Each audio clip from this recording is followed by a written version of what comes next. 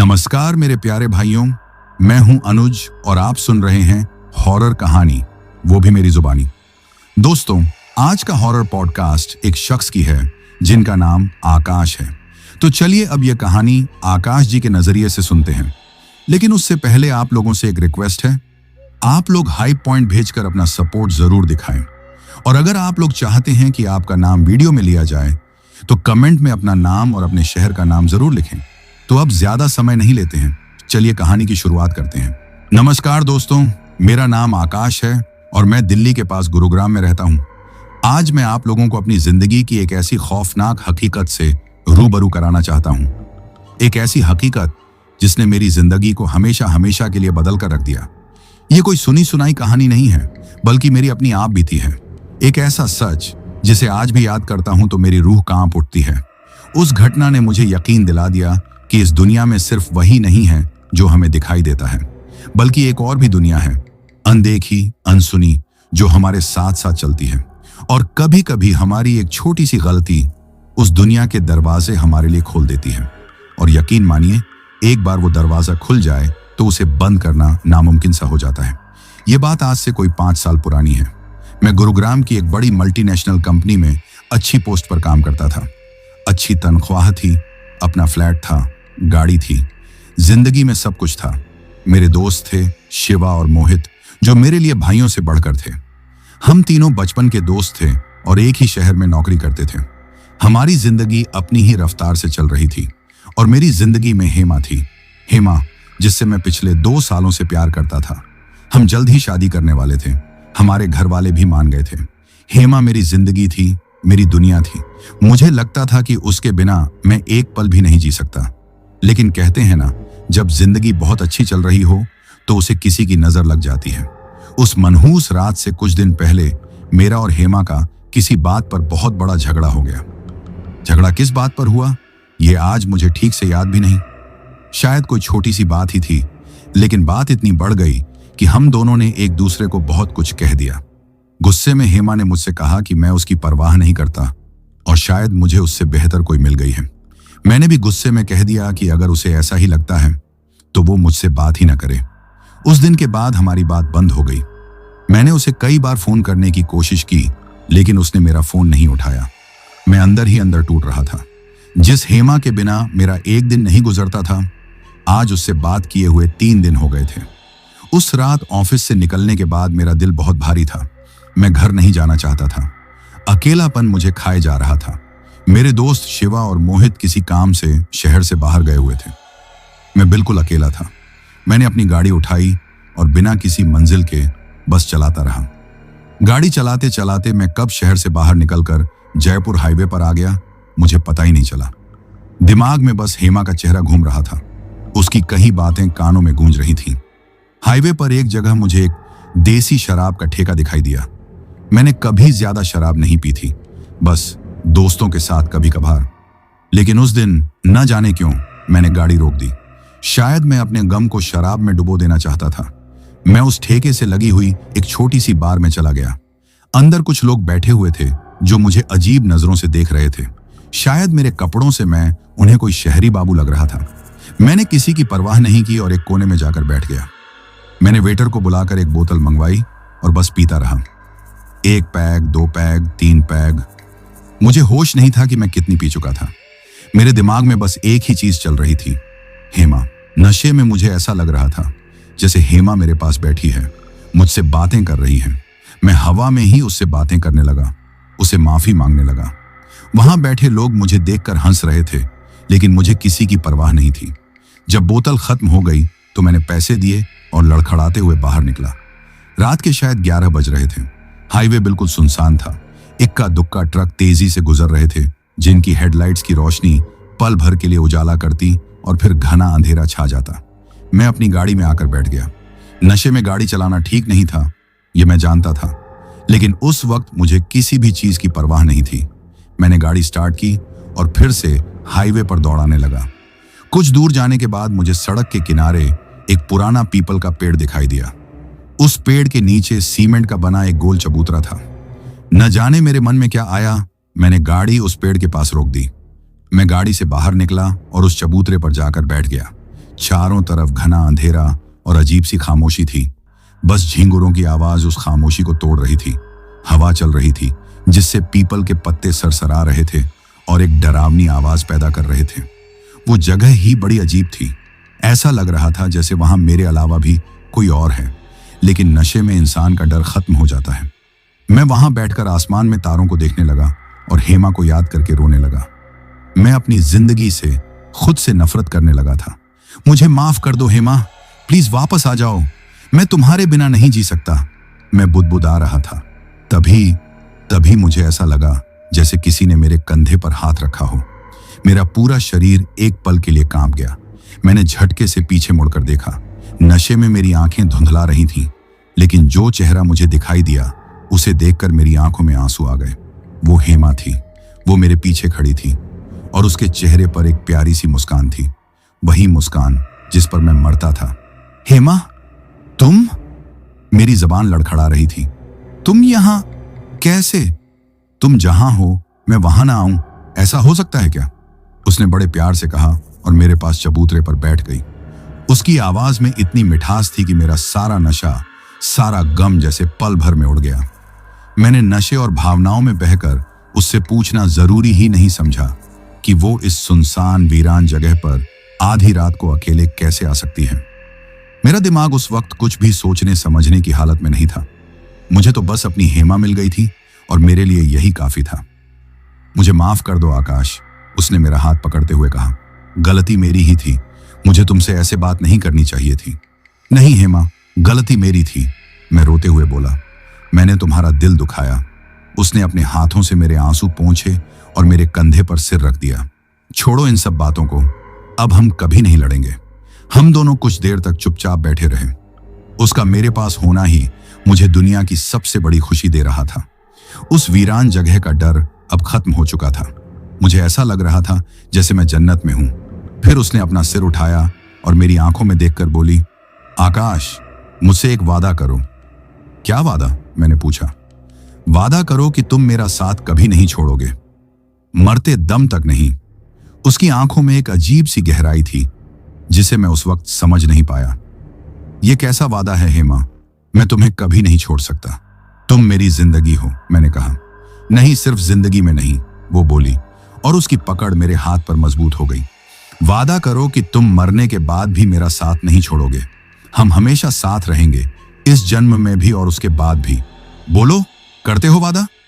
उसकी बातें मुझे थोड़ी अजीब लगीं, लेकिन मैं नशे और प्यार में इतना अंधा हो चुका था कि मैंने कुछ नहीं सोचा। मुझे लगा कि वो बस अपनी मोहब्बत का इजहार कर रही है। हाँ हेमा, मैंने उसका हाथ चूमते हुए कहा। मैं वादा करता हूं, मैं मरते दम तक और मरने के बाद भी तुम्हारा साथ नहीं छोड़ूंगा। हम हमेशा साथ रहेंगे। जैसे ही मैंने यह कहा, हवा का एक तेज झोंका आया। पीपल के पत्ते जोर जोर से सरसराने लगे और एक अजीब सी गंध चारों तरफ फैल गई। वो गंध जैसे किसी सड़ी हुई चीज की हो। ये कैसी बदबू है? मैंने पूछा। कुछ नहीं, हेमा ने मुस्कुराते हुए कहा। शायद पास में कोई जानवर मरा पड़ा होगा। चलो अब घर चलें, बहुत रात हो गई है। हम दोनों उठे और गाड़ी की तरफ चल दिए। मैंने गाड़ी का दरवाजा खोला और हम अंदर बैठ गए। गाड़ी के अंदर भी वही अजीब सी बदबू आ रही थी। लगता है बदबू गाड़ी में भी आ गई है, मैंने कहा। अरे तुम भी ना, उसने हंसते हुए कहा। यह शराब की गंध है जो तुमने पी है। चलो गाड़ी चलाओ। मैंने उसकी बात मान ली और गाड़ी स्टार्ट करके घर की ओर चल दिया। रास्ते भर वो मुझसे बातें करती रही, मुझे हंसाती रही। मैं इतना खुश था कि मुझे उस बदबू का ध्यान ही नहीं रहा।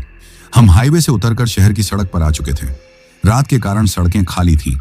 मैं गाड़ी तेज चला रहा था। तभी एक मोड़ पर अचानक एक कुत्ता हमारी गाड़ी के सामने आ गया। मैंने उसे बचाने के लिए तेजी से ब्रेक लगाए और स्टीयरिंग घुमा दिया। गाड़ी सड़क के किनारे लगे एक बिजली के खंभे से हल्के से टकरा गई। ज्यादा जोर से नहीं, बस गाड़ी की हेडलाइट टूट गई और बम्पर में डेंट आ गया। हे भगवान, मैं घबराकर बोला। तुम्हें चोट तो नहीं लगी? मैंने उसकी तरफ देखा। वो बिल्कुल शांत बैठी थी, जैसे कुछ हुआ ही ना हो। उसके चेहरे पर डर का कोई निशान नहीं था। नहीं, मैं बिल्कुल ठीक हूं, उसने उसी प्यारी मुस्कान के साथ कहा। तुम चिंता मत करो, छोटी सी खरोंच ही तो है। घर चलो। उसका इतना शांत रहना मुझे थोड़ा अजीब लगा, लेकिन मैंने सोचा शायद वो मुझे घबराता हुआ देखकर हिम्मत बंधा रही है। मैंने गाड़ी को पीछे लिया और फिर से घर की तरफ चल दिया। आखिरकार हम मेरे फ्लैट की पार्किंग में पहुंच गए। रात के लगभग 1 बज रहे थे। पूरी बिल्डिंग में शांति थी। हम गाड़ी से उतरे और लिफ्ट की तरफ बढ़े। लिफ्ट में भी वही सड़ी हुई सी बदबू मेरा पीछा नहीं छोड़ रही थी। मैं अब थोड़ा असहज महसूस करने लगा था। यह बदबू बहुत अजीब है, मैंने फिर कहा। इस बार वो कुछ नहीं बोली, बस मेरी तरफ देखकर मुस्कुराती रही। उसकी मुस्कान, अब मुझे वो मुस्कान थोड़ी अजीब लगने लगी थी। उसमें पहले जैसी मासूमियत नहीं थी। हम लिफ्ट से बाहर निकले और मैं अपने फ्लैट के दरवाजे पर पहुंचा। मैंने अपनी जेब से चाबी निकाली, लेकिन नशे और घबराहट के कारण मेरे हाथ कांप रहे थे। चाबी बार बार ताले में नहीं लग रही थी। लाओ, मैं खोल देती हूं, उसने कहा और मेरे हाथ से चाबी ले ली। उसने एक ही बार में ताला खोल दिया। जैसे ही दरवाजा खुला, वो अजीब बदबू और ज्यादा तेज हो गई, जैसे वो हमारे साथ साथ घर के अंदर भी घुस आई हो। हम अंदर आ गए। मैंने लाइट जलाई और दरवाजा बंद कर दिया। तुम बैठो, मैं तुम्हारे लिए पानी लाती हूं, उसने कहा और किचन की तरफ चली गई। मैं सोफे पर बैठ गया। मेरा सिर घूम रहा था। नशा अब धीरे धीरे उतर रहा था और उसकी जगह एक अजीब सा डर ले रहा था। मुझे बार बार लग रहा था कि कुछ तो गड़बड़ है। हेमा का इस तरह मिलना, उसका अजीब व्यवहार, वो बदबू, वो एक्सीडेंट, सब कुछ एक पहेली जैसा लग रहा था। क्या सोच रहे हो? वो पानी का गिलास लेकर आई। मैंने पानी पिया। कुछ नहीं, बस सोच रहा था कि अगर आज तुम नहीं मिलती तो मेरा क्या होता। वो मेरे पास बैठ गई और मेरा सिर अपनी गोद में रख लिया। मैंने कहा था ना, हम हमेशा साथ रहेंगे। अब हमें कोई अलग नहीं कर सकता, कोई भी नहीं। उसकी बातें सुनकर मुझे तसल्ली तो हुई, लेकिन मेरे दिल के किसी कोने में एक डर अब भी बैठा हुआ था। एक अनजाना डर जिसका कोई नाम नहीं था। मुझे क्या पता था कि यह डर मेरी जिंदगी की सबसे खौफनाक हकीकत बनने वाला है। मुझे क्या पता था कि मैंने नशे और भावनाओं में बहकर एक इंसान से नहीं, बल्कि किसी और ही चीज से एक ऐसा वादा कर लिया था जो मेरी आत्मा का सौदा था। उस रात मेरे फ्लैट का दरवाजा बंद नहीं हुआ था, बल्कि मेरे लिए नर्क का दरवाजा खुल चुका था। हेमा की गोद में सिर रखे हुए मुझे कब नींद आ गई, मुझे पता ही नहीं चला। शायद शराब का नशा और दिन भर की थकान मुझ पर हावी हो गई थी। जब मेरी आंख खुली तो सुबह हो चुकी थी। सूरज की किरणें खिड़की से छनकर मेरे चेहरे पर पड़ रही थीं। मैंने आंखें मली और उठकर बैठ गया। मेरा सिर भारी हो रहा था और मुंह का स्वाद कड़वा था। रात की बातें किसी धुंधले सपने की तरह मेरे दिमाग में घूम रही थी। मैंने चारों तरफ देखा। मैं अपने बेडरूम में अपने बिस्तर पर लेटा हुआ था। मुझे याद आया कि मैं तो सोफे पर ही सो गया था। शायद हेमा ने ही मुझे उठाकर बिस्तर पर लिटाया होगा। यह सोचकर मेरे चेहरे पर मुस्कान आ गई। रात का वो अजीब सा डर अब मुझे बेवकूफी लग रहा था। हेमा, मैंने आवाज दी। कोई जवाब नहीं आया। मैं बिस्तर से उठा और कमरे से बाहर आया। घर में अजीब सी खामोशी थी। वो रात वाली सड़ी हुई बदबू अब नहीं थी। घर बिल्कुल साफ था। मैंने किचन में जाकर देखा, वो वहां भी नहीं थी। शायद अपने घर चली गई होगी, मैंने सोचा। मैंने अपना फोन उठाया और उसे कॉल किया। बेल जा रही थी, लेकिन उसने फोन नहीं उठाया। मैंने उसे एक मैसेज किया, good morning, thanks for last night, call me when you see this. मैं फ्रेश होने के लिए बाथरूम में चला गया। शीशे में मैंने अपनी शक्ल देखी। आंखें सूजी हुई थीं और चेहरा उतरा हुआ था। मैंने अपना चेहरा धोया और बाहर आ गया। मुझे बहुत तेज भूख लग रही थी। मैंने फ्रिज खोला, लेकिन वहां कुछ भी बनाने का सामान नहीं था। मैंने सोचा कि बाहर से ही कुछ मंगवा लूंगा। तभी मेरी नजर मेरे जूते के रैक पर पड़ी। मेरे जूतों के साथ साथ एक और जोड़ी सैंडल रखी हुई थी। वो हेमा की सैंडल थी। इसका मतलब वो यही थी। हेमा, कहां हो तुम? ये लुका छिपी का खेल बंद करो, मैंने थोड़ा जोर से कहा। तभी बेडरूम का दरवाजा धीरे से खुला और वो बाहर निकली। उसने मेरी ही एक टी शर्ट और शॉर्ट्स पहने हुए थे। उसके बाल गीले थे, शायद वो नहा कर निकली थी। अरे, तुम यहीं हो, मैं कब से तुम्हें ढूंढ रहा हूं, मैंने मुस्कुराते हुए कहा। मैं तो यहीं थी, उसने कहा और मेरे पास आकर मेरे गले लग गई। तुम्हारे लिए नाश्ता बनाने की सोच रही थी, लेकिन किचन में तो कुछ है ही नहीं। कोई बात नहीं, हम बाहर से ऑर्डर कर लेंगे, मैंने कहा और उसे अपनी बाहों में भर लिया। मुझे बहुत सुकून मिल रहा था। मेरे सारे शक, सारी बेचैनी खत्म हो गई थी। हमने साथ में नाश्ता ऑर्डर किया और बैठकर खाने लगे। वो बिल्कुल सामान्य लग रही थी। वो मुझसे बातें कर रही थी, हंस रही थी। मैंने उससे पूछा कि वो रात को उस हाईवे पर कैसे पहुंची। उसने बताया कि उसे किसी तरह पता चल गया था कि मैं बहुत परेशान हूं और गाड़ी लेकर कहीं निकल गया हूं। वो मेरी चिंता में मुझे ढूंढते ढूंढते वहां तक पहुंच गई। उसकी बातें सुनकर मुझे खुद पर गर्व हुआ कि वो मुझसे कितना प्यार करती है। नाश्ता करने के बाद हम दोनों मेरे कमरे में चले गए। वो ड्रेसिंग टेबल के सामने बैठकर अपने बाल सुखा रही थी और मैं बिस्तर पर लेटा हुआ उसे देख रहा था। मैं दुनिया का सबसे खुशकिस्मत इंसान महसूस कर रहा था। तभी कुछ ऐसा हुआ जिसने मेरे पैरों तले जमीन खिसका दी। मैं उसे देख रहा था जो आईने के सामने बैठी थी। आईने में उसका अक्स दिखाई दे रहा था। अचानक सिर्फ एक पल के लिए आईने में दिखने वाले उसके अक्स का चेहरा बदल गया। वो चेहरा, हे भगवान, वो भयानक था। उसके बाल उलझे हुए और सूखे थे, जैसे किसी ने महीनों से कंघी न की हो। उसका चेहरा सूझा हुआ था, जगह जगह से नीला और काला पड़ रहा था। उसकी आंखें अपनी जगह पर नहीं थीं, बल्कि गड्ढों में धंसी हुई लग रही थीं और उनमें एक अजीब सी लाल चमक थी। ऐसा लग रहा था जैसे आईने में कोई सदियों पुरानी गली सड़ी लाश बैठी हो। मैं डर के मारे चीखने ही वाला था कि मैंने पलकें झपकी और दोबारा देखा। आईने में अब सब कुछ सामान्य था। हेमा का वही खूबसूरत चेहरा, वही प्यारी सी मुस्कान। मेरा दिल जोर जोर से धड़क रहा था। पसीना मेरे माथे से बहकर नीचे आ रहा था। यह क्या था? मैं मन में बुदबुदाया। क्या हुआ आकाश, तुम ऐसे क्यों देख रहे हो? हेमा ने मेरी तरफ मुड़कर पूछा। कुछ नहीं, मैंने हकलाते हुए कहा। लगता है हैंगओवर की वजह से सिर घूम रहा है। मैंने कहा था ना, इतनी मत पिया करो, उसने कहा और फिर से अपने बालों में कंघी करने लगी। मैंने खुद को समझाने की कोशिश की। यह जरूर मेरे दिमाग का वहम है। रात की शराब का नशा अभी पूरी तरह उतरा नहीं है, इसीलिए मुझे ऐसी डरावनी चीजें दिखाई दे रही हैं। हाँ, यही बात है। मैंने गहरी सांस ली और उठकर उसके पास चला गया। मैंने पीछे से उसके कंधों पर हाथ रखा। तुम बहुत खूबसूरत लग रही हो, मैंने कहा। वो आईने में मुझे देखकर मुस्कुराई। मैं भी आईने में हम दोनों को देखने लगा। सब कुछ ठीक था, वो मेरा वहम ही था। दिन ऐसे ही गुजर गया। हम दोनों ने साथ में फिल्म देखी, बातें की। शाम हो गई थी। मैंने उसे कहा कि मैं उसे उसके घर छोड़ आता हूं, लेकिन उसने मना कर दिया। वो कहने लगी कि आज रात भी वो मेरे साथ ही रुकना चाहती है। मैं भी यही चाहता था। रात को खाना खाने के बाद हम फिर से कमरे में आ गए। मैं बिस्तर पर लेटकर फोन देख रहा था और वो फिर से ड्रेसिंग टेबल के सामने बैठकर अपने बाल बना रही थी। वो रात में सोने से पहले हमेशा अपने बालों की छोटी बनाती थी। मैं उसे देख रहा था। वो कंघी कर रही थी।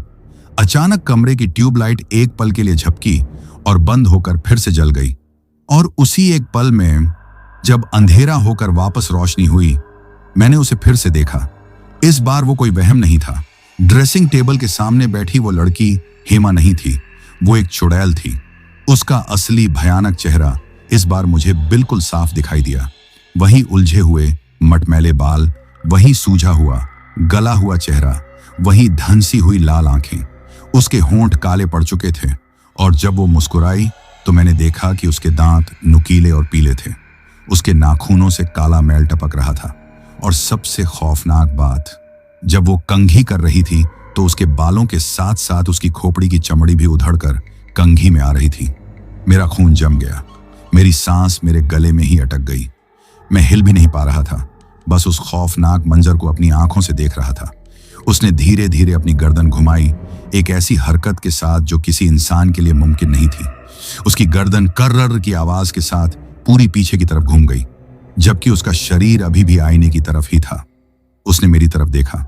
उसकी लाल आंखों में नफरत और वहशत भरी हुई थी और फिर वो बोली, एक ऐसी आवाज में जो किसी कब्र के अंदर से आ रही हो। वो आवाज हेमा की नहीं थी। वो खुरदरी, गहरी और डरावनी थी। देख लिया अपना असली प्यार, मैं डर के मारे चीख पड़ा। मैं बिस्तर से नीचे गिर गया और पीछे की तरफ घिसटने लगा। वो अपनी कुर्सी से खड़ी हुई। वो अब पूरी तरह से बदल चुकी थी। उसकी लंबाई बढ़ गई थी। उसके हाथ पैर अजीब तरह से मुड़ गए थे। मेरी टी शर्ट उसके शरीर पर फट रही थी। वो धीरे धीरे मेरी तरफ बढ़ने लगी।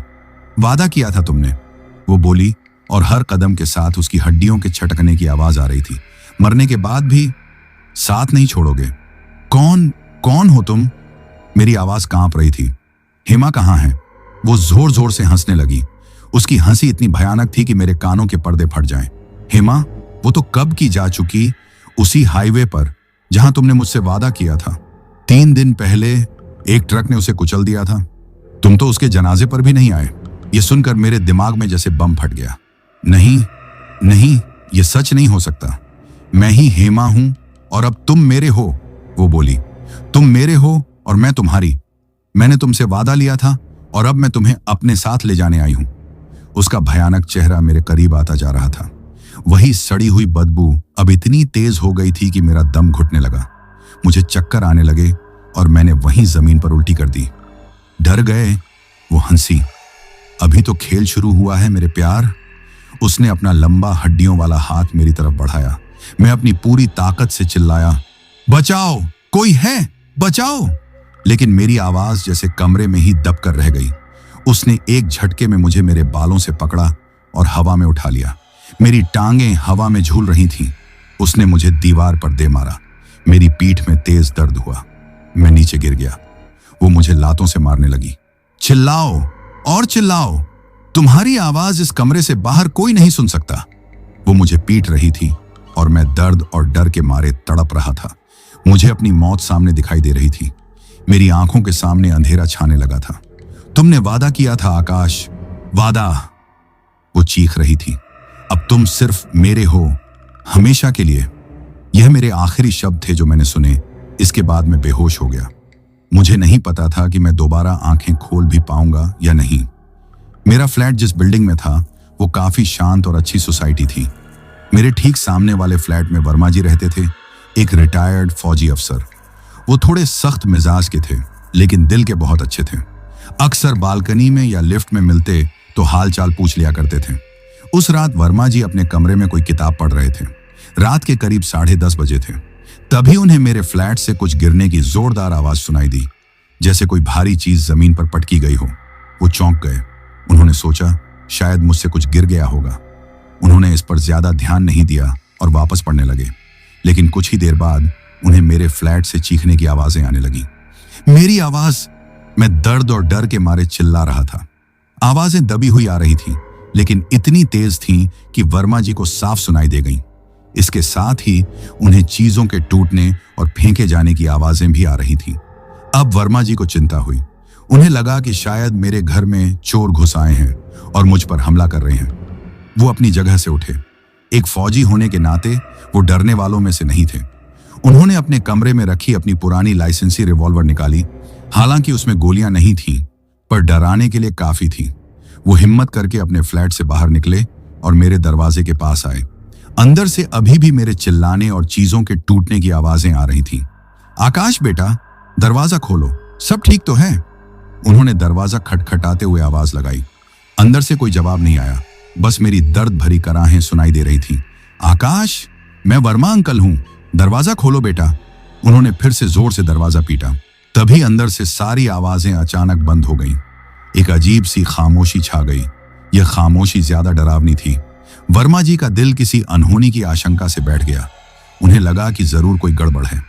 उन्हें याद आया कि मैंने उन्हें कभी अपने दोस्त शिवा का नंबर दिया था किसी इमरजेंसी के लिए। उन्होंने तुरंत अपने घर जाकर डायरी से शिवा का नंबर निकाला और उसे फोन किया। शिवा और मोहित उस वक्त शहर वापस लौट आए थे और एक ढाबे पर बैठकर खाना खा रहे थे। हेलो, शिवा ने फोन उठाया। हेलो शिवा बेटा, मैं वर्मा बोल रहा हूं, आकाश के पड़ोसी। वर्मा जी ने घबराई हुई आवाज में कहा। जी अंकल, कहिए, सब ठीक है? आकाश ठीक है? शिवा उनकी आवाज से ही समझ गया कि कोई समस्या है। बेटा, मुझे कुछ ठीक नहीं लग रहा। आकाश के फ्लैट से चीखने चिल्लाने की आवाजें आ रही थीं और अब सब अचानक शांत हो गया है। वो दरवाजा भी नहीं खोल रहा है। मुझे डर है कि वर्मा जी अपनी बात पूरी नहीं कर पाए। क्या? आप चिंता ना करें अंकल, हम बस 10 मिनट में पहुंच रहे हैं, शिवा ने कहा और फोन काट दिया। क्या हुआ? मोहित ने पूछा। पता नहीं यार, वर्मा अंकल का फोन था। कह रहे हैं आकाश के फ्लैट से चीखने की आवाजें आ रही थी। मुझे डर लग रहा है, चल जल्दी, शिवा ने कहा और वे दोनों खाना छोड़कर अपनी गाड़ी की तरफ भागे। अगले 10 मिनट में वो तूफानी रफ्तार से गाड़ी चलाते हुए मेरी बिल्डिंग के नीचे पहुंच गए। लिफ्ट का इंतजार किए बिना वो सीढ़ियों से भागते हुए मेरे फ्लोर पर पहुंचे। वर्मा जी दरवाजे के बाहर ही खड़े उनका इंतजार कर रहे थे। क्या हुआ अंकल? शिवा ने हांफते हुए पूछा। पता नहीं बेटा, 10 मिनट से कोई आवाज नहीं आई। मुझे बहुत चिंता हो रही है, वर्मा जी ने कहा। आकाश, ओए आकाश, दरवाजा खोल। शिवा और मोहित दरवाजा पीटने लगे, लेकिन अंदर से कोई जवाब नहीं आया। हमें दरवाजा तोड़ना पड़ेगा, मोहित ने कहा। हाँ, और कोई रास्ता नहीं है? शिवा ने सहमति जताई। तीनों ने मिलकर दरवाजे पर जोर लगाना शुरू किया। दरवाजा काफी मजबूत था। 2-3 कोशिशों के बाद भी जब दरवाजा नहीं टूटा तो मोहित ने दौड़कर नीचे से एक फायर एक्सटिंग्विशर उठा लाया। उन्होंने उसके हैंडल से ताले के पास जोर जोर से मारना शुरू किया। खटाक की जोरदार आवाज के साथ दरवाजे का लॉक टूट गया और दरवाजा खुल गया। वो तीनों अंदर घुसे। अंदर का मंजर देखकर उनके होश उड़ गए। पूरे लिविंग रूम का सामान तहस नहस पड़ा था। टेबल उलटी पड़ी थी, सोफे के कुशन फटे हुए थे और जमीन पर कांच के टुकड़े बिखरे पड़े थे। आकाश! शिवा चिल्लाया। वो भागते हुए मेरे बेडरूम में घुसे। अंदर की हालत और भी खराब थी। ड्रेसिंग टेबल का शीशा टूटा हुआ था, चादर और तकिए जमीन पर पड़े थे और मैं कमरे के एक कोने में सिमटा हुआ बैठा था। मेरी हालत बहुत खराब थी। मेरे कपड़े फटे हुए थे और मेरे चेहरे और हाथों पर खरोंचों के निशान थे जिनसे खून बह रहा था। मेरी आंखें डर के मारे फटी हुई थीं और मैं दीवार को घूर रहा था जैसे मुझे वहां कोई दिखाई दे रहा हो। मैं बुरी तरह कांप रहा था और अपने ही नाखूनों से अपने हाथों को नोच रहा था। आकाश, मेरे भाई, ये क्या हुआ? शिवा दौड़कर मेरे पास आया और मुझे गले लगा लिया। मैं उसे देखकर बच्चों की तरह रोने लगा। वो मुझे मार डालेगी शिवा, वो मुझे ले जाएगी। मैं बस यही रट लगाए जा रहा था। कौन मार डालेगा? यहां तो कोई नहीं है, मोहित ने चारों तरफ देखते हुए कहा। कमरे में मेरे अलावा और कोई नहीं था। नहीं, वो यहीं है, वो देखो, वो खड़ी है। मैंने ड्रेसिंग टेबल की तरफ इशारा किया। शिवा और मोहित ने उस तरफ देखा, लेकिन वहां टूटे हुए शीशे के अलावा कुछ नहीं था। आकाश, यहां कोई नहीं है, तू डर मत, हम आ गए हैं। शिवा ने मुझे संभालने की कोशिश की। ये बुरी तरह डर गया है, शायद घर में कोई गुस्सा था जो इसे मारकर भाग गया। वर्मा जी ने कहा, हमें इसे तुरंत अस्पताल ले जाना चाहिए। हाँ अंकल, आप सही कह रहे हैं, मोहित ने कहा।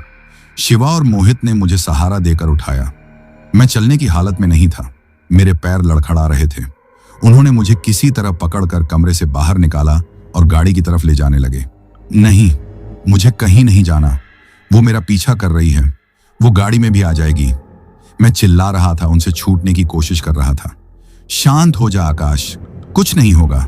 शिवा मुझे हिम्मत दे रहा था, लेकिन उसकी आवाज में भी एक डर था। उन्होंने मुझे जैसे तैसे गाड़ी की पिछली सीट पर लिटाया। मोहित मेरे साथ पीछे बैठ गया और मुझे पकड़े रहा। शिवा ड्राइविंग सीट पर बैठा और गाड़ी स्टार्ट की। अंकल, आपका बहुत बहुत शुक्रिया, हम इसे अस्पताल ले जा रहे हैं, आप प्लीज घर जाइए, शिवा ने वर्मा जी से कहा। बेटा, ध्यान रखना अपना और मुझे खबर करते रहना, वर्मा जी ने कहा और हम चले गए। गाड़ी में मैं लगातार बड़बड़ा रहा था। वो मुझे नहीं छोड़ेगी, उसने मुझसे वादा लिया है, वो मुझे अपने साथ ले जाएगी। मोहित मुझे शांत करने की कोशिश कर रहा था, लेकिन मैं किसी की नहीं सुन रहा था। शिवा तेजी से गाड़ी चला रहा था। वो बार बार रियर व्यू मिरर में पीछे देख रहा था। मेरी हालत को लेकर परेशान था। तभी एक पल के लिए जब उसने रियर व्यू मिरर में देखा तो उसे पिछली सीट पर सिर्फ मैं और मोहित नहीं दिखाई दिए। उसे हमारे बीच में बैठी एक और आकृति दिखाई दी। एक औरत जिसका चेहरा सूजा हुआ और गला हुआ था, जिसके बाल उलझे हुए थे और जिसकी आंखें अंधेरे में लाल अंगारों की तरह चमक रही थीं। वो चुड़ैल वो शिवा को ही घूर रही थी और भयानक तरीके से मुस्कुरा रही थी। शिवा के हाथ स्टीयरिंग पर कांप गए। गाड़ी सड़क पर लहरा गई। भाई, आराम से चला, क्या हुआ? मोहित ने आगे देखते हुए कहा। शिवा की घिघी बंध गई। वो कुछ बोल नहीं पाया। उसने हिम्मत करके दोबारा मिरर में देखा। अब वहां कोई नहीं था, सिर्फ मैं और मोहित थे। उसे लगा शायद यह उसकी आंखों का धोखा है, या शायद मेरी हालत देखकर वो ज्यादा सोच रहा है, लेकिन उसका दिल जोर जोर से धड़क रहा था। तभी गाड़ी का म्यूजिक सिस्टम जो बंद पड़ा था अचानक अपने आप चालू हो गया और उसमें से कोई गाना नहीं बल्कि एक अजीब सी सरसराहट की आवाज आने लगी, जैसे कोई फुसफुसा रहा हो। अब मोहित भी डर गया। यह क्या हो रहा है? शिवा को यकीन हो गया कि गाड़ी में हमारे अलावा कोई और भी है। वो बुरी आत्मा हमारे साथ ही थी। उसने बिना कुछ सोचे कांपते हाथों से अपनी जेब से फोन निकाला और उसमें हनुमान चालीसा चला दी। जैसे ही हनुमान चालीसा की पहली चौपाई श्री गुरु चरण सरोज रज गाड़ी में गूंजी, एक जोरदार चीख की आवाज आई। वो चीख मेरी या मोहित की नहीं थी, वो एक औरत की भयानक चीख थी। गाड़ी की लाइटें तेजी से जलने बुझने लगी। गाड़ी का इंजन घर घर आने लगा। ऐसा लगा जैसे गाड़ी अभी बंद हो जाएगी। गाड़ी भगा शिवा, जल्दी कर, मोहित चिल्लाया। शिवा ने पूरी ताकत से एक्सीलेटर दबा दिया। वो बस किसी तरह अस्पताल पहुंचना चाहता था। हनुमान चालीसा लगातार बज रही थी और वो भयानक चीखें धीरे धीरे बंद हो गईं। गाड़ी भी वापस सामान्य हो गई। कुछ ही देर में हम शहर के सबसे बड़े अस्पताल की इमरजेंसी के सामने थे। शिवा और मोहित ने मुझे गाड़ी से उतारा और अंदर ले गए। मैं अब भी होश में नहीं था, बस डरी हुई आंखों से चारों तरफ देख रहा था। उन्हें क्या पता था कि वो मुझे अस्पताल लाकर मेरी जान नहीं बचा रहे थे, क्योंकि जिस चीज ने मुझे पकड़ा था उसका इलाज किसी डॉक्टर के पास नहीं था। वो हमारे साथ अस्पताल के अंदर भी आ चुकी थी। अस्पताल की इमरजेंसी में घुसते ही चारों तरफ अफरा तफरी का माहौल था। स्ट्रेचर पर मरीज, दौड़ते हुए डॉक्टर और नर्सें और परेशान तीमारदार। शिवा और मोहित मुझे पकड़कर एक डॉक्टर के पास ले गए। डॉक्टर प्लीज इसे देखिए, ये बहुत डरा हुआ है, शिवा ने लगभग चिल्लाते हुए कहा। डॉक्टर ने मेरी हालत देखी। मेरे कपड़े फटे हुए थे, शरीर पर खरोंचें थीं। उन्होंने तुरंत मुझे एक बेड पर लिटाने को कहा। एक नर्स ने आकर मेरा ब्लड प्रेशर चेक किया, जो बहुत ज्यादा बढ़ा हुआ था। क्या हुआ है इनके साथ? डॉक्टर ने शिवा से पूछा। पता नहीं डॉक्टर, हम जब इसके घर पहुंचे तो यह इसी हालत में था। घर का सारा सामान टूटा हुआ था। ये कह रहा है कि कोई इसे मारना चाहता है, लेकिन वहां कोई था नहीं। मोहित ने जल्दी जल्दी पूरी बात बताई। डॉक्टर ने मेरी आंखों में टॉर्च जलाकर देखा, फिर मुझसे कुछ सवाल पूछे। क्या नाम है आपका? आपको क्या हुआ है? मैं बस एक ही बात दोहरा रहा था, वो मुझे ले जाएगी, वो यहीं है, मुझे बचा लो। लगता है इन्हें कोई पैनिक अटैक आया है या शायद किसी ड्रग्स के असर में है। डॉक्टर ने अपनी राय दी। इनके शरीर पर जो निशान हैं वो सेल्फ इन्फ्लिक्टेड लग रहे हैं, यानी इन्होंने खुद को ही चोट पहुंचाई है। हमें इनके कुछ टेस्ट करने होंगे, आप लोग बाहर इंतजार कीजिए। नर्स ने मुझे एक इंजेक्शन लगाया, जिससे मुझे थोड़ी नींद आने लगी। शिवा और मोहित को बाहर भेज दिया गया। बाहर आकर शिवा ने सबसे पहले मेरे घर पर फोन किया। रात के करीब 12 बज रहे थे। मेरे पापा ने फोन उठाया। हेलो, उनकी नींद में डूबी आवाज आई। अंकल, मैं शिवा बोल रहा हूं। शिवा की आवाज कांप रही थी। शिवा बेटा, इतनी रात को सब ठीक तो है? मेरे पापा घबरा कर उठ बैठे। मेरी मां भी जाग गई थी। अंकल, आप और आंटी जल्दी से सिटी हॉस्पिटल आ जाइए। आकाश की तबीयत ठीक नहीं है। शिवा बस इतना ही बोल पाया। क्या हुआ मेरे आकाश को? वो ठीक तो है? मेरी मां ने फोन छीनकर लगभग रोते हुए पूछा। आंटी आप घबराइए मत, बस जल्दी आ जाइए, शिवा ने कहा और फोन रख दिया। मेरे माँ पापा के पैरों तले जमीन खिसक गई। वो दोनों जैसे तैसे कपड़े बदलकर अपनी गाड़ी से तुरंत अस्पताल के लिए निकल पड़े। रास्ते भर मेरी माँ रो रही थी और भगवान से मेरी सलामती की दुआ कर रही थी। लगभग 1 घंटे में वो दोनों अस्पताल पहुंच गए। शिवा और मोहित इमरजेंसी के बाहर ही उनका इंतजार कर रहे थे।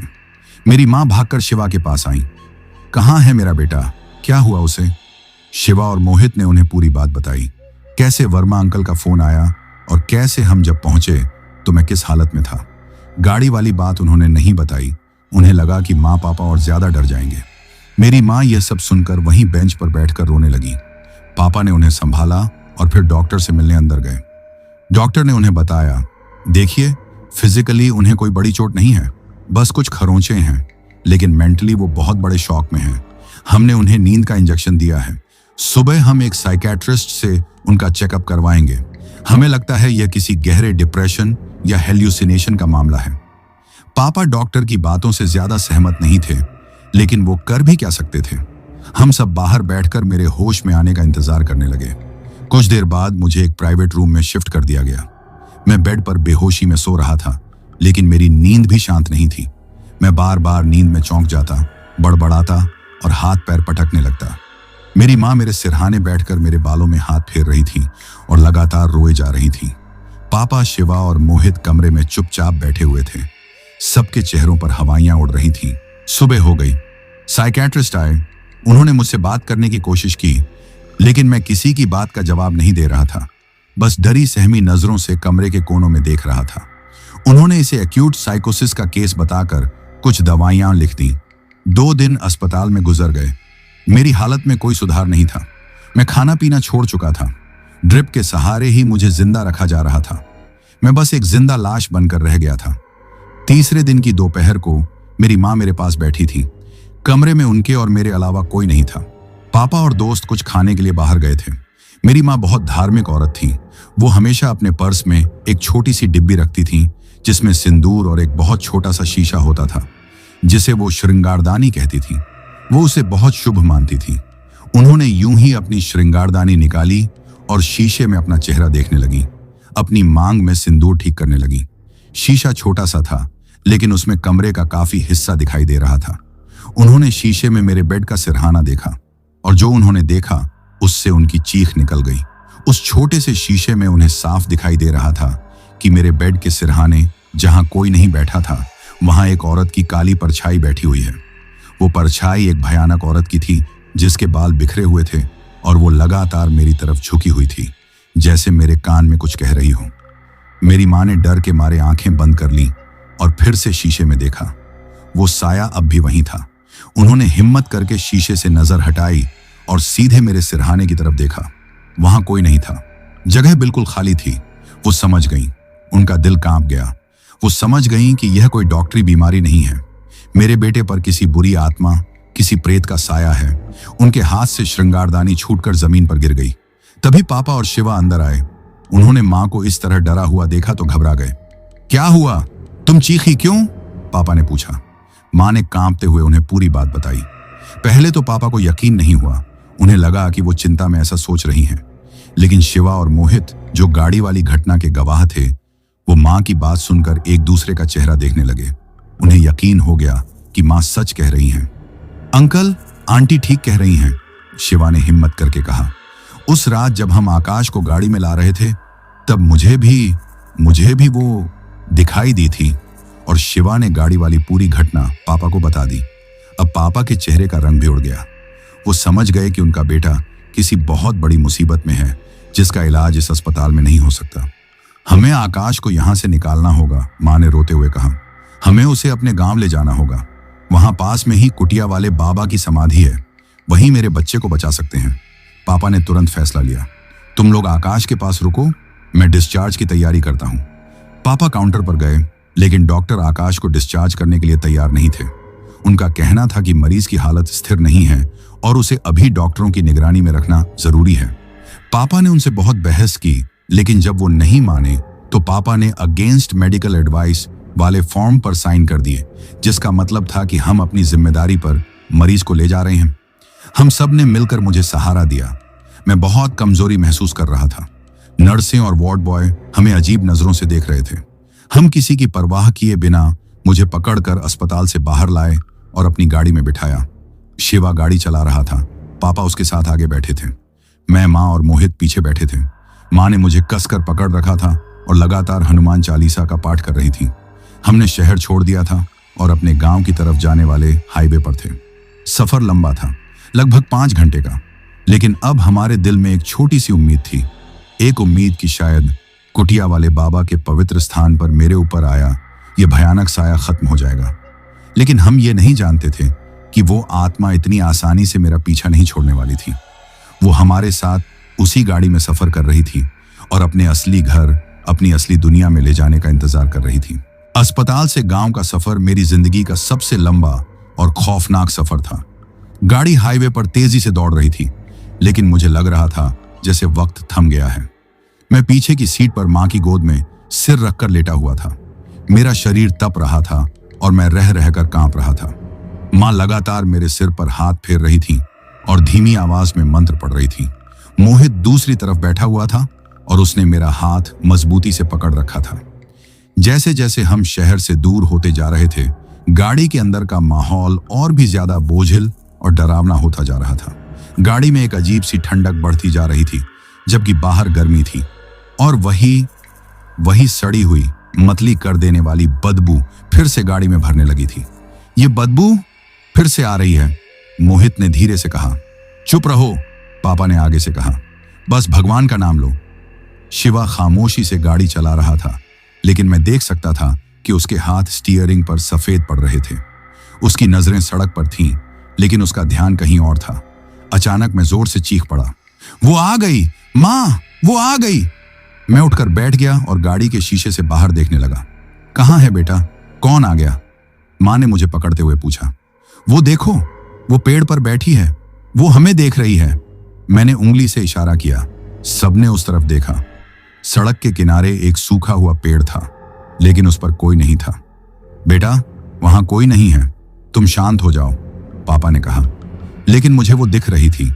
वो उसी भयानक रूप में उस पेड़ की डाल पर बैठी थी और अपने लंबे गंदे नाखूनों से पेड़ की छाल को खुरच रही थी। वो हमें देखकर मुस्कुरा रही थी। उसके नुकीले दांत अंधेरे में चमक रहे थे। मैं चीखने लगा, गाड़ी रोको, मुझे नीचे उतारो, वो मुझे पकड़ लेगी। मैं दरवाजा खोलने की कोशिश करने लगा। मोहित ने मुझे कसकर पकड़ लिया। आकाश, संभाल खुद को, वहां कुछ नहीं है। लेकिन मैं किसी की सुनने को तैयार नहीं था। मुझे लग रहा था कि वो किसी भी पल उड़कर हमारी गाड़ी पर हमला कर देगी। तभी मां ने अपने पर्स से वो सिंदूर की डिब्बी निकाली और उसमें से एक चुटकी सिंदूर मेरे माथे पर लगा दिया। जैसे ही सिंदूर मेरे माथे से लगा, मुझे ऐसा महसूस हुआ जैसे किसी ने मेरे शरीर पर खौलता हुआ पानी डाल दिया हो। मैं जोर से चीखा और मेरा शरीर बुरी तरह ऐंठने लगा। ये क्या किया तुमने? पापा घबरा कर बोले। यह आकाश नहीं चीख रहा है, इसके अंदर बैठी वो शैतानी ताकत चीख रही है, मां ने दृढ़ आवाज में कहा। मेरा शरीर कुछ देर तक तड़पता रहा और फिर मैं शांत होकर बेहोश हो गया। सबने राहत की सांस ली। बाकी का रास्ता खामोशी में कटा। सूरज डूब रहा था और अंधेरा होने लगा था। आखिरकार हम अपने गांव की सीमा में दाखिल हुए। गांव की जानी पहचानी गलियां, खेत खलिहान देखकर पापा और मां की आंखों में आंसू आ गए। वो कभी नहीं सोचे थे कि अपने बेटे को इस हालत में लेकर उन्हें गांव वापस आना पड़ेगा। हमारी मंजिल गांव नहीं, बल्कि गांव से करीब 2 किलोमीटर बाहर जंगल के पास बनी एक छोटी सी कुटिया थी। वही कुटिया वाले बाबा की समाधि स्थली थी। कहते हैं कि कुटिया वाले बाबा 100 साल पहले एक बहुत बड़े सिद्ध महात्मा थे। उन्होंने वहीं जंगल में तपस्या करके सिद्धियां प्राप्त की थीं और वहीं पर उन्होंने जिंदा समाधि ले ली थी। आज भी उस जगह पर उनकी शक्ति महसूस की जा सकती थी। आसपास के गांवों के लोग उस जगह को बहुत पवित्र मानते थे। वहां पर बाबा के ही एक शिष्य का परिवार पीढ़ी दर पीढ़ी सेवा करता था। इस वक्त वहां जो सेवक थे, उनका नाम तो कुछ और था, लेकिन सब लोग उन्हें इज्जत से बाबा जी ही कहते थे। जब हमारी गाड़ी उस कुटिया की तरफ जाने वाले कच्चे रास्ते पर मुड़ी तो मैं होश में आ गया। लेकिन इस बार जो आकाश जागा था वो मैं नहीं था। मेरी आंखें पूरी तरह से लाल थीं। मेरे चेहरे पर एक वहशी मुस्कान थी। मैंने अपने होठों पर जीभ फेरी और एक भयानक खुरदरी आवाज में बोला, जो मेरी बिल्कुल नहीं थी, कहां ले आए तुम लोग इसे? सोचते हो यहां यह बच जाएगा? मेरी आवाज सुनकर गाड़ी में बैठे सभी लोग बुरी तरह डर गए। मां ने हनुमान चालीसा और जोर से पढ़नी शुरू कर दी। चुप कर बुढ़िया, मैं उसी आवाज में चीखा। तेरी इस किताब से मैं नहीं डरती। इसने मुझसे वादा किया है, ये मेरा है, सिर्फ मेरा। शिवा ने गाड़ी की रफ्तार और तेज कर दी। कुटिया अब बस कुछ ही कदमों की दूरी पर थी। वहां एक छोटा सा दिया जल रहा था, जिसकी रोशनी दूर से ही दिखाई दे रही थी। जैसे ही हमारी गाड़ी कुटिया के सामने बने छोटे से गेट के पास पहुंची और रुकी, मेरे अंदर मौजूद उस आत्मा ने पूरी ताकत से अपना असली रूप दिखाना शुरू कर दिया। मेरा शरीर बुरी तरह से ऐंठने लगा। मैं गाड़ी के अंदर पागलों की तरह अपना सिर पटकने लगा। मेरी ताकत इतनी बढ़ गई थी कि मोहित अकेला मुझे संभाल नहीं पा रहा था। मैं नहीं जाऊंगी उस जगह पर, निकालो मुझे यहां से। वो आत्मा मेरे शरीर से चीख रही थी, मैं इसे अपने साथ लेकर जाऊंगी। पापा और शिवा गाड़ी से उतरे और उन्होंने पीछे का दरवाजा खोला। हम सब ने मिलकर मुझे बाहर निकालने की कोशिश की। जैसे ही मेरा पैर गाड़ी से निकलकर उस पवित्र भूमि पर पड़ा, एक जोरदार चीख मेरे गले से निकली। ऐसा लगा जैसे मेरे पैर में आग लग गई हो। मेरे पैरों से धुआं निकलने लगा। वो आत्मा उस पवित्र जमीन की शक्ति को बर्दाश्त नहीं कर पा रही थी। शोर सुनकर कुटिया के अंदर से एक अधेड़ उम्र के व्यक्ति बाहर निकले। उन्होंने सफेद धोती कुर्ता पहना हुआ था, माथे पर चंदन का तिलक था और उनके चेहरे पर एक अद्भुत शांति और तेज था। यही बाबा जी थे। उन्होंने हमें देखते ही पूरी स्थिति को समझ लिया। वो बिना कुछ कहे शांत भाव से हमारी तरफ बढ़े। बाबा जी, मेरे बच्चे को बचा लीजिए। मेरी मां उनके पैरों में गिरकर रोने लगी। बाबा जी ने उन्हें उठाया। शांत हो जाइए, भगवान पर भरोसा रखिए। फिर उन्होंने मेरी तरफ देखा। मैं जमीन पर तड़प रहा था और एक जानवर की तरह गुर्रा रहा था। बाबा जी मेरे पास आए और जमीन पर बैठ गए। उन्होंने अपनी आंखें बंद की और कुछ मंत्र बुदबुदाए। कौन हो तुम और क्यों इस बच्चे के पीछे पड़ी हो? उन्होंने शांत लेकिन मजबूत आवाज में पूछा। तुझे इससे क्या मतलब? मेरे अंदर से वो आत्मा बोली। इसने मुझसे वादा किया है, साथ निभाने का। मरने के बाद भी अब मैं अपना वादा पूरा करने आई हूं। यह वादा धोखे से लिया गया है। बाबा जी ने कहा, तुम एक अतृप्त आत्मा हो। तुम्हें मुक्ति का मार्ग खोजना चाहिए, किसी बेगुनाह की जान लेना नहीं। मैं कोई मुक्ति नहीं चाहती, मुझे बस यह चाहिए, वो आत्मा चीखी, और इसे मुझसे कोई नहीं छीन सकता, कोई भी नहीं। बाबा जी ने अपनी आंखें खोली। उनकी आंखों में अब एक अजीब सी कठोरता थी। तुम्हें इस बच्चे को छोड़ना होगा। कभी नहीं। आत्मा हंसी। अगर इसे जिंदा देखना चाहते हो तो तुम्हें इसके बदले में मुझे एक और आत्मा देनी होगी, एक जिंदा इंसान की आत्मा। है हिम्मत? यह सुनकर हम सब कांप गए। वो मेरे बदले में किसी और की जान मांग रही थी। बाबा जी कुछ देर तक चुप रहे। ऐसा लगा जैसे वो किसी गहरी सोच में डूब गए हों। कुटिया के चारों तरफ एक भयानक सन्नाटा छा गया था। सिर्फ मेरे गुर्राने और हांफने की आवाज आ रही थी। तभी बाबा जी के चेहरे पर एक बदलाव आया। उनकी शांत आंखें अचानक लाल होने लगीं, जैसे उनमें खून उतर आया हो। उनका पूरा शरीर हल्का हल्का कांपने लगा और उनके चेहरे का तेज 100 गुना बढ़ गया। ऐसा लगा जैसे उनके अंदर कोई और शक्तिशाली चेतना जागृत हो गई हो। तू एक आत्मा के बदले आत्मा चाहती है? उन्होंने एक ऐसी गहरी और शक्तिशाली आवाज में कहा जो अब उनकी नहीं लग रही थी। तो ठीक है, तेरी यह इच्छा भी पूरी होगी। ये कहकर वो उठे। उस वक्त वो साधारण सेवक बाबा जी नहीं लग रहे थे, बल्कि कोई दैवीय शक्ति लग रहे थे। वो धीरे धीरे कुटिया के पीछे बने एक छोटे से तालाब की तरफ बढ़ने लगे। हम सब हैरान और डरे हुए उन्हें देख रहे थे। बाबा जी के शरीर में आया वो बदलाव हम सब अपनी आंखों से देख रहे थे और डर और आश्चर्य से कांप रहे थे। उनका पूरा शरीर एक लाल आभा से घिरा हुआ था। उनकी चाल, उनके हाव भाव, सब कुछ बदल चुका था। ऐसा लग रहा था जैसे साक्षात कुटिया वाले बाबा की सिद्ध चेतना उनके शरीर में उतर आई हो, उस दुष्ट आत्मा का सामना करने के लिए। मैं अभी भी जमीन पर पड़ा तड़प रहा था, लेकिन मेरे अंदर बैठी वो आत्मा अब थोड़ी शांत हो गई थी। शायद वो भी उस दिव्य शक्ति को महसूस कर सकती थी और थोड़ी घबरा गई थी। वो सिद्ध महात्मा बाबा जी के शरीर में धीरे धीरे चलकर कुटिया के पीछे बने छोटे से तालाब के किनारे पहुंचे। वो तालाब बहुत साफ और शांत था। उसमें ढेर सारी रंग बिरंगी मछलियां तैर रही थीं। वो महात्मा तालाब के किनारे खड़े हो गए और उन्होंने बड़े प्यार से पानी में हाथ डालकर आवाज दी, मोहिनी। उनकी आवाज में इतना प्रेम और अधिकार था कि तालाब के पानी में एक हलचल हुई। एक बड़ी सुनहरे रंग की मछली बाकी सब मछलियों को छोड़कर तैरती हुई उनके पास आ गई और उनके हाथ से अपना शरीर रगड़ने लगी, जैसे कोई पालतू बिल्ली अपने मालिक से प्यार जता रही हो। वो महात्मा मुस्कुराए। आ गई तू? उन्होंने बड़े प्यार से उस मछली के सिर पर हाथ फेरा। हम सब दूर से यह सब देख रहे थे। हमें कुछ समझ नहीं आ रहा था कि यह क्या हो रहा है। फिर वो महात्मा उस मछली को अपने दोनों हाथों में उठाकर हमारी तरफ मुड़े। उनकी आंखें उस आत्मा को देख रही थीं जो मेरे शरीर में कैद थी। तू एक आत्मा चाहती थी ना? उनकी आवाज में एक अजीब सा दर्द और दृढ़ता थी। ये मोहिनी, ये मुझे अपनी जान से भी ज्यादा प्यारी है। पिछले 10 सालों से ये मेरे साथ है। इसकी आत्मा किसी भी इंसान की आत्मा से ज्यादा पवित्र और शुद्ध है।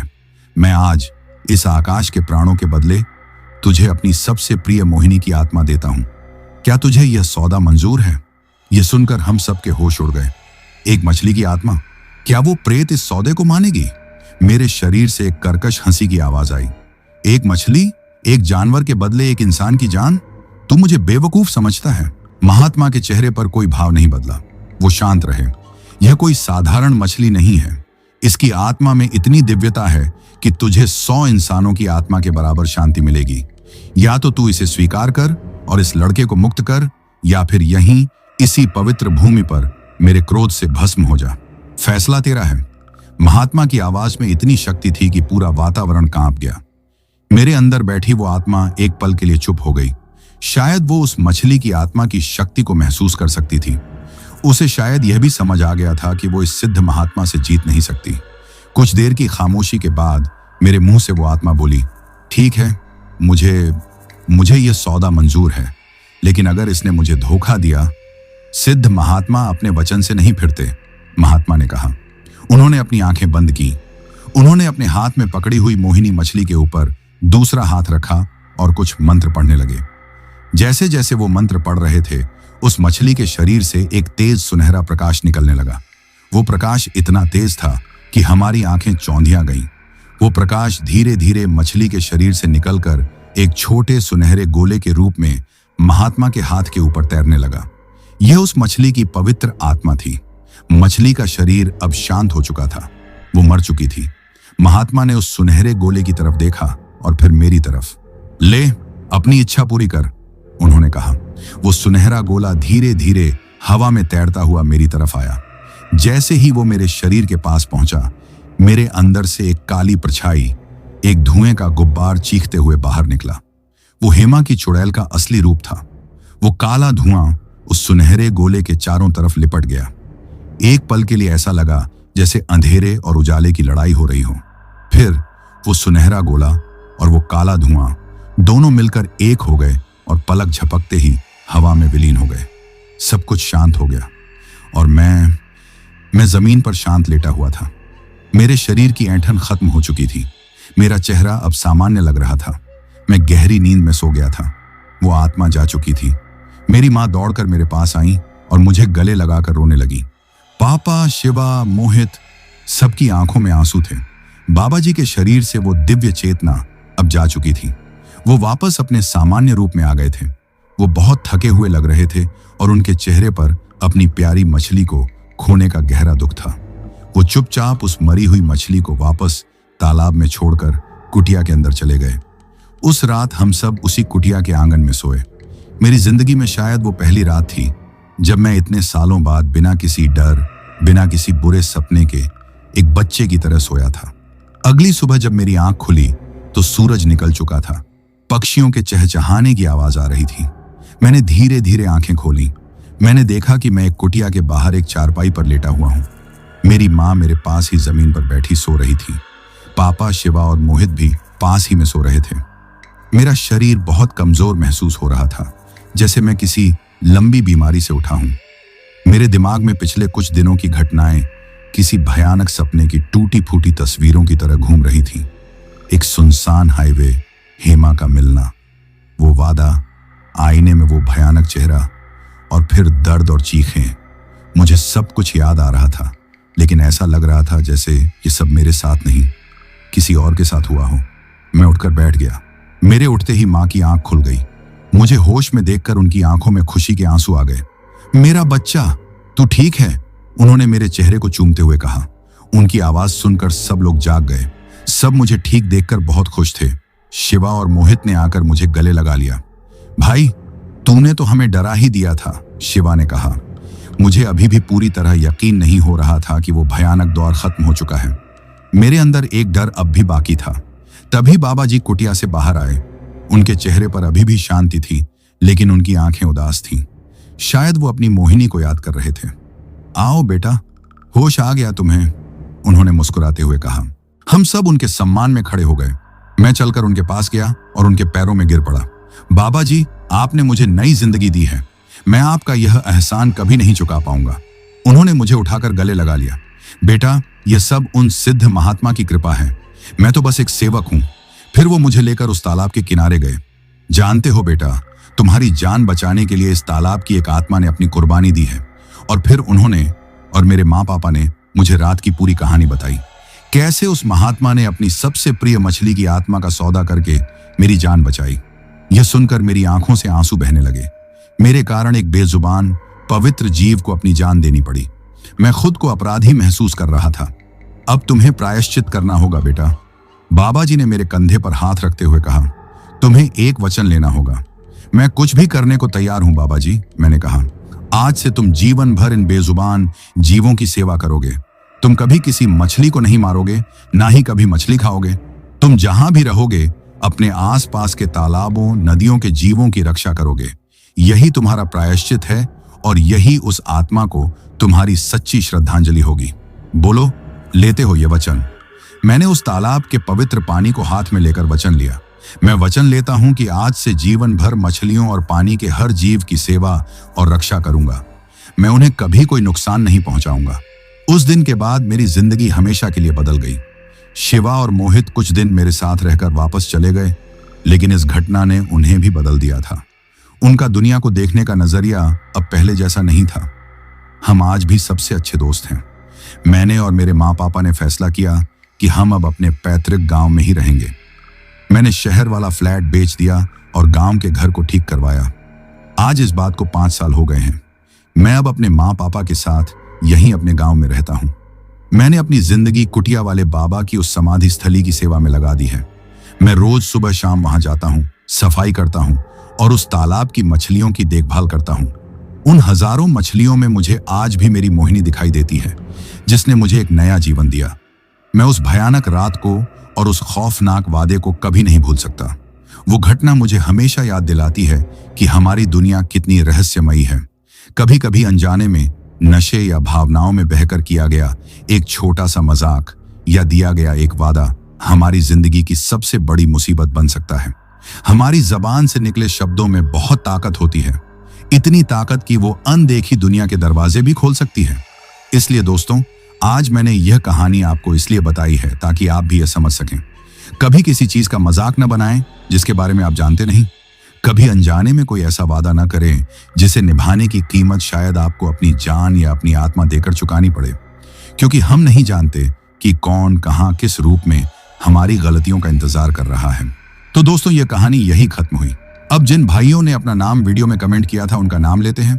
मुकेश भाई राउरकेला से, शानो जी पाटियाला से, कमल जी भाटी तारानगर से, आकाश भाई उत्तर प्रदेश से, सफीक भाई सऊदी अरब से, राजीव भाई दरभंगा बिहार से, निहारिका जी ओडिशा से, राजकुमार भाई गोरखपुर से, गणेश पाठक भाई सूरत से, अंबुज मिश्रा भाई नोएडा उत्तर प्रदेश से, आशु भाई दिल्ली से, अनिल चौहान भाई सिवान बिहार से, मनीष जैन भाई दिल्ली से, सरिता जी उत्तराखंड से, मजीद भाई मालदीव से, विशाल भाई हरदोई से, रॉकी भाई सोनीपत से, विनोद गुरुंग भाई दुबई से, जमशेद खान भाई कराची से, अफसर अली भाई मुरादाबाद से, पुसली भाई थाईलैंड से, आशुतोष त्रिपाठी भाई गोंडा से, यूएस हर्ष तिवारी भाई लोहारी सिरसा प्रयागराज से, मुकेश गुजर भाई भरतपुर राजस्थान से, कबल सिंह भाई पंजाब से, किशोर भाई ग्रेटर नोएडा से, अभिषेक तिर्की भाई छत्तीसगढ़ से, जुल्फिकार भाई दिल्ली से, पन्ना राम कोलायत भाई बीकानेर राजस्थान से, अन्वेश कुमार पांडे भाई मुंबई महाराष्ट्र से, दीपक भोयर भाई अर्जुनली गांव से, सूरज भाई मुंबई से, बाबू मंडल भाई राउरकेला से, असलम कुरैशी भाई सऊदी अरब से, फिजाजी इस्लामाबाद पाकिस्तान से, अर्जुन भाई नेपाल से, राधे भाई उन्नाव से, संजय खान भाई इंडिया से, ओम प्रकाश भाई झारखंड से, सबीना भाई कोलकाता से, बाबू भाई उत्तराखंड से, राम छोटा भाई गोविंदपुर जमशेदपुर झारखंड से, रवि बिशन अली भाई इंडिया से, मोहन भाई झारखंड से, आजाद भाई दिल्ली से, रुद्रा शर्मा, सपना शर्मा, शिया और अमन शर्मा भाई दिल्ली से, असुम तामूट भाई अरुणाचल प्रदेश से, पूजा घोष जी असम से, राम ठाकुर सिंह भाई ग्वालियर से, मोएम भाई बिहार मुजफ्फरपुर से, कुलविंदर कौर भाई लुधियाना पंजाब से, फजीन भाई मालदीव से, अनुराग कश्यप भाई दुबई से, वाजिद तब्बूसुम भाई लाहौर पाकिस्तान से, राम अचल भाई अयोध्या से, हसन अब्बास भाई इटली से,